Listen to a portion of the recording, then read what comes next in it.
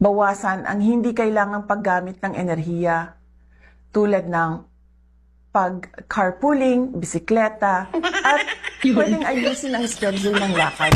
Bobo! Ano mo? Isipin nyo, mga didilis.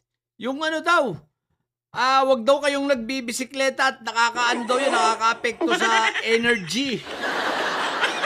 Ibig sabihin, para makatulog daw kayo sa pagbaba ng gasolina, wag daw kayo magbisikleta. Ang galing ng busy nyo, di ba? Sobrang talino. Ay, teka, baka naman ang tinutukoy niya ay energy sa katawan. At nakakapagpawala ng energy. Ewan ko, kayo nang umintindi sa bobo yung vice presidente, mga didilis. Sa mga bobong didilis dyan, nakatulad din Inday Sayad, ha? Kung manatili kayo mga bobo at may sayad, talagang bobo kayo, ang tatay nyo ay karton. What the hell, yung pak na yan.